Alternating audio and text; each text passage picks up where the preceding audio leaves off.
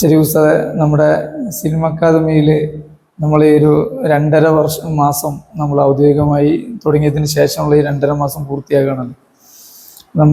നമ്മൾ സ്ഥാപനം തുടങ്ങുന്നതിൻ്റെ മുമ്പ് തന്നെ ഒരു സ്ഥാപനത്തിൻ്റെ ബിഗിനിങ് ടു എൻഡ് വിഷ്വലൈസ് ചെയ്ത് അത് പ്രൊജക്റ്റ് കംപ്ലീറ്റ് ചെയ്തിട്ടാണ് നമ്മൾ സ്ഥാപനം ആരംഭിച്ചത്. കേവലം സാധാരണ പോലെ ഓരോ മാസവും ഇങ്ങനെ തള്ളി നിൽക്കുന്നൊരവസ്ഥയല്ലല്ലോ. അപ്പോൾ ഇപ്പോൾ നമ്മൾ ഈ 2 മാസത്തിൽ കുട്ടിയുടെ മുഴുവനും നമ്മുടെ ആക്റ്റീവ് ലിസണിങ് പൂർത്തിയാക്കി കഴിയേണ്ട സമയമാണ്. അപ്പോൾ ഇങ്ങനെ കുട്ടികൾക്ക് ക്വാളിറ്റി ടൈമുകൾ കൊടുത്ത് ആക്റ്റീവ് ലിസണിങ്ങിലൂടെ നമ്മൾ അവരെ കൊണ്ടുപോകുമ്പോൾ നമുക്ക് എന്തൊക്കെയാണ് പുതിയൊരു എക്സ്പീരിയൻസുകൾ പറയാനുള്ളത്? ഈ ഒരു വിഷയത്തിൽ സംസാരിക്കുമ്പോഴേ ഓരോ കുട്ടികളുടെ മുഖങ്ങൾ നമുക്കിങ്ങനെ തെളിഞ്ഞു വരും. സത്യം പറഞ്ഞാൽ പല കുട്ടികളും നമുക്കറിയാം ഒരു 1.5 മാസത്തിൻ്റെ ഉള്ളിലേ ഒരുപാട് ഘട്ടങ്ങളിലൂടെ ഓരോ കുട്ടികൾ കടന്നു പോവാണ്. അപ്പോൾ ആ കുട്ടികളെ തുറന്നൊന്ന് കേൾക്കുമ്പോൾ ഉണ്ടാകുന്ന അവരുടെ ചേഞ്ച്, ഇന്നർ ചേഞ്ച്, അതൊക്കെ അവരിങ്ങനെ നമ്മളെ കുറച്ച് സമയം നമ്മളോട് സംസാരിക്കാൻ വേണ്ടി ദാഹിക്കുന്ന ചില ഘട്ടങ്ങൾ, ഇതൊക്കെ നമ്മുടെ ഈ ഒരു ഹാപ്പി സോണിൻ്റെ കീഴിലുള്ള നമ്മളെ സിനിമ അക്കാദമിയിൽ വന്നിട്ടുള്ളൊരു പ്രത്യേക അനുഭവങ്ങളാണ്. നമ്മൾ പലപ്പോഴും നമ്മളൊക്കെ കൊതിച്ചു പോകും, നമ്മുടെ കാലഘട്ടങ്ങളിലൊക്കെ ഇങ്ങനെ ഒരു ഘട്ടങ്ങൾ ഉണ്ടായിരുന്നെങ്കിൽ, ഇങ്ങനത്തെ സംവിധാനങ്ങൾ ഉണ്ടായിരുന്നെങ്കിൽ അത് നമ്മുടെ കൂട്ടുകാരും നമ്മളുമായി ബന്ധപ്പെട്ടവരൊക്കെ വലിയ വലിയ ഉന്നതിയിൽ ഇപ്പോൾ ഉള്ളതിനേക്കാൾ വലിയ ഉന്നതിയിൽ എത്തിവരുന്നു.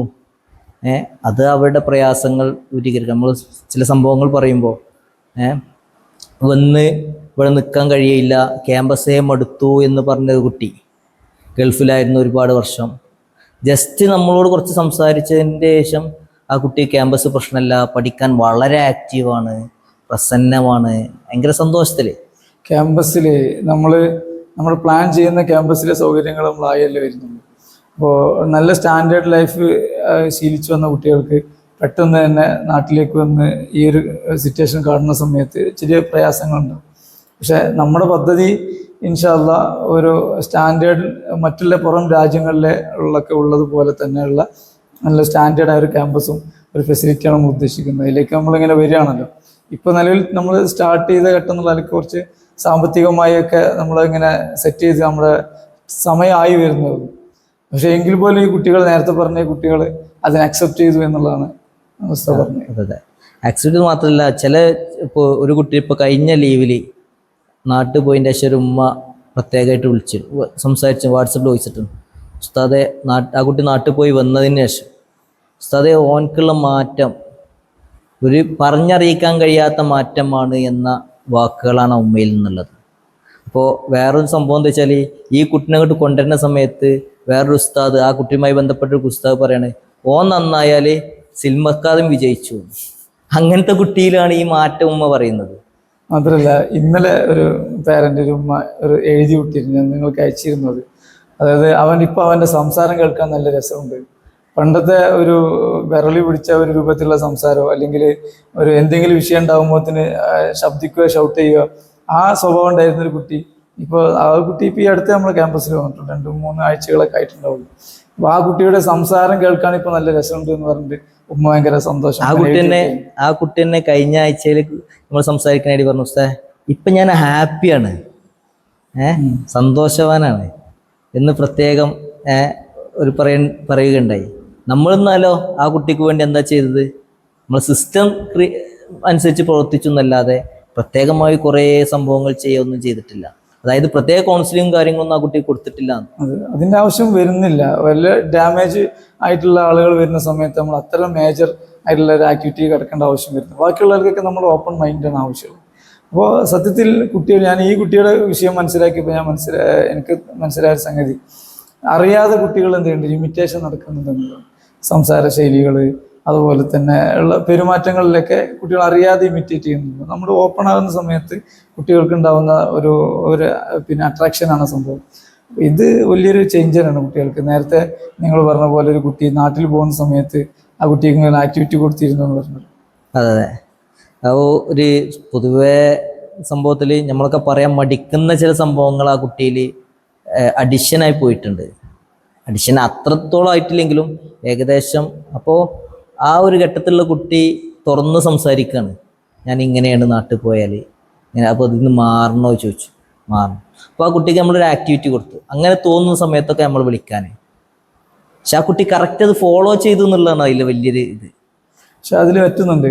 ഈ നമ്മൾ ഇത്തരം കുട്ടികളോട് ഇങ്ങനെ ആക്ടിവിറ്റി കൊടുത്തു എന്ന് പറയുമ്പോൾ ഇത് പല ആളുകൾ ഇമിറ്റേറ്റ് ചെയ്യാൻ ശ്രമിക്കും. പല ആളുകൾ ഇത്തരം പ്രശ്നമുള്ള കുട്ടിയോടൊക്കെ എന്നെ വിളിക്കാൻ പറയും, പക്ഷെ കുട്ടികളെ വിളിക്കൂല. വിളിക്കൂല എന്ന് മാത്രമല്ല, ഇനി വിളിച്ചാൽ തന്നെ ഉസ്താദിന്റെ പ്രതികരണം ആ കുട്ടിയെ മേലാൽ വിളിക്കാതിരിക്കാനുള്ള എല്ലാം ഉണ്ടാകും ആ പ്രതികരണത്തിൻ്റെ ഉള്ളിൽ. സത്യത്തിൽ ഇത് ഒരു മെഡിസിനായി അല്ലെങ്കിൽ ഒരു ട്രീറ്റ്മെൻറ്റായി മാറുന്ന എവിടെയെന്ന് വെച്ചാൽ നമ്മുടെ ഈ ഒരു 4-5 മാസത്തെ അല്ലെങ്കിൽ അതിനേക്കാൾ കൂടുതൽ സമയം എടുത്ത് ചെയ്തിട്ടുള്ള ലെറ്റിൻ്റെ എന്താണ് അത്, ഇതിൻ്റെ ഒരു തീർച്ചയായിട്ടും അതിലൂടെ രൂപപ്പെട്ടൊരു സാധനമുണ്ട്. ആ സാധനം സാന്നിധ്യം ചിലപ്പോൾ മതിയാവും കുട്ടികൾക്ക്. അതാണ് സംഭവം. അപ്പോൾ ഇത്തരം ഒരു ഒരു ക്യാമ്പസുകൾ വളർന്നു വരുന്നതിലൂടെ, ഇത്തരം സാഹചര്യങ്ങൾ കുട്ടികൾക്ക് കിട്ടുന്നതിലൂടെ എല്ലാ ക്യാമ്പസുകളുടെയും സിസ്റ്റം വരണം എന്നുള്ളതാണ് നമ്മുടെ ആഗ്രഹം. അങ്ങനെ വരുന്നതിലൂടെ ഒരുപാട് കുട്ടികൾക്ക് വലിയ മനസ്സമാധാനവും, പഠനം നിർത്താമെന്ന് തീരുമാനിച്ച ആളുകൾ പഠനം കണ്ടിന്യൂ ചെയ്യാൻ തീരുമാനിച്ചു. ഒരുപാട് ഇപ്പോൾ 10-ലേറെ കുട്ടികൾ നമ്മുടെ അടുത്ത്, ഏകദേശം 50% കുട്ടികളും അങ്ങനെ വന്ന കുട്ടികളാണല്ലോ നമ്മുടെ അടുത്ത്. അപ്പോൾ അവരൊക്കെ അങ്ങനെ തീരുമാനിച്ച അവസ്ഥയിൽ നിന്ന് മാറിയിട്ട് ഇങ്ങനെ വരുമ്പോൾ അപ്പോഴാണ് ശരിക്കും നമ്മൾക്ക് ഇതിൻ്റെ ഒരു പ്രാധാന്യം, നമ്മൾ തന്നെ ചെയ്യുന്ന കാര്യത്തിന് എന്തോ ഒരു പിന്നെ റൂഹ് കിട്ടിയ ജീവൻ വെച്ചതുപോലെ. നമ്മൾ ഇത്ര വർഷം നമ്മൾ അധ്വാനിച്ചല്ലോ, ഇത്ര വർഷങ്ങൾക്ക് പഠനത്തിന് ശേഷം ഒരുപാട് വർഷം നമ്മൾ അധ്വാനിക്കുമ്പോൾ ഇപ്പോൾ എന്തോ ഒരു ഊർജം കിട്ടിയതുപോലെയാണ്. എന്ന് പറഞ്ഞാൽ റിസൾട്ടുകൾ കാണുന്ന സമയത്തുണ്ടാകുന്ന നമ്മുടെ ഒരു പിന്നെ ഒരു എനർജി ഉണ്ടല്ലോ, അത് വലിയൊരു. ഇതിന്റെ കൂടെ വേറെ ആഡ് ചെയ്യുന്ന വെച്ചാൽ ആ കുട്ടി, ഞാൻ പിന്നെ ആ കുട്ടീനെ ഫസ്റ്റ് കാണുന്ന സമയത്ത് പറയുന്നത്, ആ കുട്ടി നേരെ പറഞ്ഞു ശുക്രൻ, ആ വേർഡ് ഉപയോഗിച്ച്. എന്നിട്ട് പറഞ്ഞു ഉസ്താദെ സപ്പോർട്ടിന് നന്ദി ഉണ്ടിട്ടാണ്. അപ്പോൾ കുട്ടികൾക്ക് അത് ചേഞ്ച് ഉണ്ടായിട്ടുണ്ടെന്ന കാര്യം. അപ്പോൾ ഇത് ശരിക്ക് ഈ വാക്കുകൾ പിന്നെ ഇമിറ്റേറ്റ് ചെയ്യുന്നതിന് പകരം, വാക്കുകൾ കടമെടുക്കുന്നതിന് പകരം ഇതിൻ്റെ പിന്നിലുള്ള ഈ ഒരു സീക്രട്ട് എന്ന് പറഞ്ഞാൽ നമ്മുടെ ഒരു പരിശീലനം. ഈ പരിശീലനത്തിനനുസരിച്ച് നമ്മൾ പ്രേക്ഷകരോട് എന്ത് ചെയ്യുന്നുണ്ട്, അതിനാണ് അവരോട് അതിലേക്ക് ക്ഷണിക്കുന്നത്. ക്ഷണിക്കുക മീൻസ് നമുക്ക് അനുഭവിച്ച ഒരു സാധനം അവരിലേക്ക് എത്തിക്കുന്നു. ഇതിൽ അൽഹംദുലില്ലാ കുട്ടികളുണ്ടാകുന്ന ചേഞ്ചുകൾ ഇനി നമുക്ക് മറ്റു സമയങ്ങളിലായി.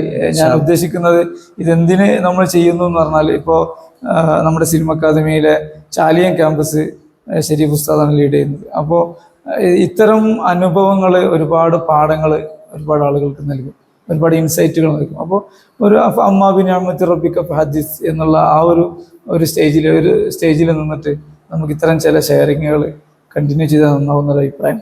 തീർച്ചയായിട്ടും ഇൻഷാ അല്ലാഹ്.